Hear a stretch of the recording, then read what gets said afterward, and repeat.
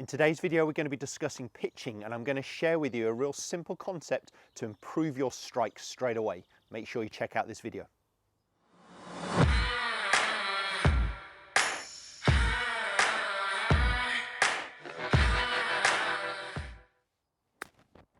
But you can see a lot. Welcome back to the TruGolf Academy. You've joined me, Jon Watts, today in my short game area. Today's video, as I mentioned there in the intro, is all going to be about improving your pitching.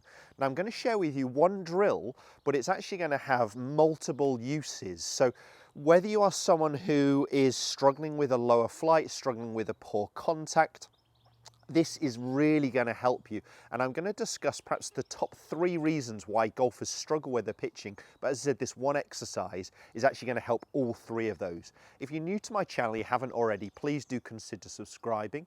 If you hit the little bell icon, it just notifies you every time a new video goes live, and also the info for my social media just coming along the bottom of the screen right here.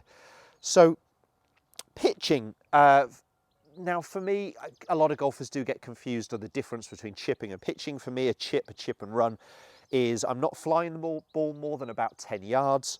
So I'm actually positioning myself in such a way that I'm really trying to take my wrists out of it. So it's a very small movement, trying to get the ball onto the green and run.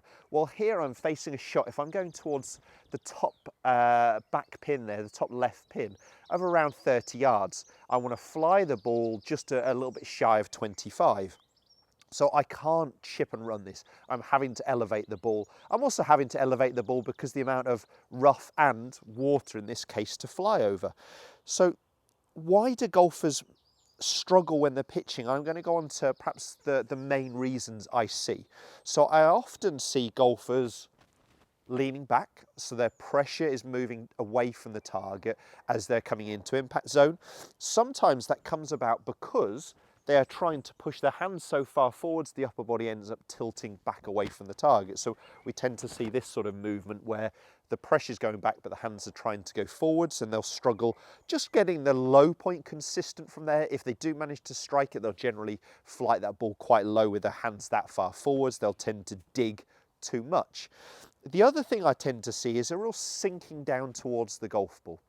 So often what we see with golfers is a body where it's staying down and still. Actually, if you look at and observe all great pitchers, as they're moving into impact, their head and their torso is actually moving up and forwards towards the target. So all good pitchers, and it surprises a lot of golfers, the head's actually moving up and forwards, and it allows room for the arms to start to extend, the club to catch up with hands, because when we are pitching, we really want to use the loft on the golf club, but also the bounce of the golf club. So we want the trailing edge contacting, or the middle of the sole contacting the ground first, not the leading edge digging in this way. So often we see golfers sinking down and forwards. If they're actually moving up and forwards towards the target, it's allowing the club to catch up with the hands. They're starting to hit the club or the ball with the full loft on the golf club and utilising the bounce of the golf club as well. So this simple drill, what we're actually going to be doing, we're going to point both our feet at the golf ball with our feet together, normal distance away. Then what we're going to do is we're going to step our trail foot, so for me, my right foot over my left. I couldn't hear what you said. I've got Siri trying to get involved. Right, so my trail foot stepped over my lead foot, and my hands are going to actually be a bit more level with the golf club. If I try and drive the handle forwards, I'm going to really be off balance and having to re-step that foot. Obviously, if I lean back through impact, I'd have to step that foot out, so it's going to be a really good one for there. And it's going to help me keep my height, because I don't feel like I can sink down to the golf ball with one leg crossed over the other, especially without hitting my thigh here with my trail hand. Right, so let's go ahead and hit one here. I'm going to point left toe towards the back half of the golf ball for me as a right-hander, step my trail foot over. I'm going to have the handle quite neutral in this position. And I'm just trying to feel like I stay tall and allow the club to catch up with my hand. So I could only hit this to a certain distance. As I said, I'm trying to fly this somewhere between 20 and 25 yards. But you can see a lot of height there. Landed into the ridge, oh, nearly went in.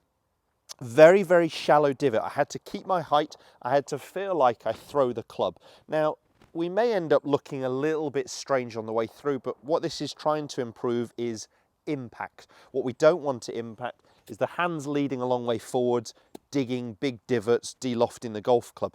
The amount of times I measure people with my launch monitor, putting some dots on the head, and I see that they're taking off about 10 degrees of loft. So they're turning a 58 into about 48. Well, if I've got 10 degrees of bounce on the golf club, I'm also taking my bounce down to about 0, and we start going with that knife edge digging. I mean, luckily the conditions actually in the UK have been quite dry for the last month or so, so the ground conditions are a little bit better. But if this was softer ground conditions and we start digging in that way, we're really going to struggle.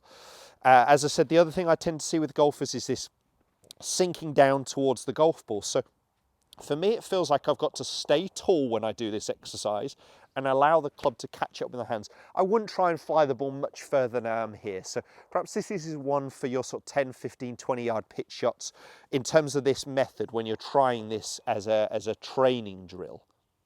So shaft is quite neutral. I don't want to push my hands forwards. I'm going to feel like I stay tall and I throw the club. I'm a little off balance. I'm working hard on it. I was a touch back there and a little, I mean, it was still a nice contact, still a high flight there, a little bit more of a divot. It wasn't as shallow as the first one. So what that would make me think is my hands might have been just a little bit more forwards at impact, and it pushed my pressure backwards. So, you know, not perfect. Let's finish on a better one. I'm going to, again, toes pointing at the golf ball, shaft is back. So I don't want to push my hands forwards, stay tall and throw the club.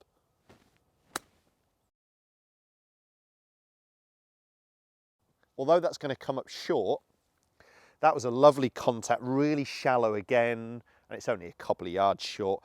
Just got the feeling of staying tall with my upper body, allowing that club to catch my hands. Now, I'm not suggesting we do that on the golf course, but get that feeling of it in practice, and then we can put that into a normal shot. What am I really trying to get from this? I'm trying to allow my body to rise and rotate. So my body is moving up and forwards, and I'm trying to allow the club to catch up with my hands on a pitch shot. Very different to a chip and run where I'd like my hands to be more forwards at impact.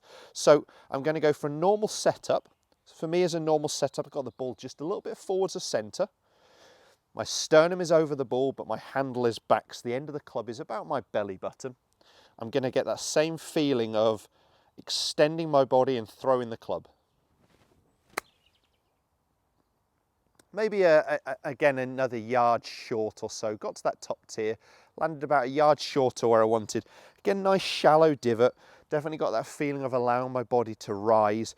As I said, if you are struggling with pitching, it's a good chance that you're down here. If you're someone who's trying to keep their head down, stop it. We've got to actually allow your head and body to be moving up and forwards to allow the club to catch up with your hands. Start using the loft on the bounce of the golf club. We want shallow divots. We want lots of initial launch angle when we're hitting those pitch shots for consistency of flight, consistency of how the ball reacts on the green as well. It's going to make a massive difference to your pitching if you can give it a go. As I mentioned there in the start, if you haven't already, please do hit the thumbs up, share it with as many golfers as you can, and do consider subscribing to my channel.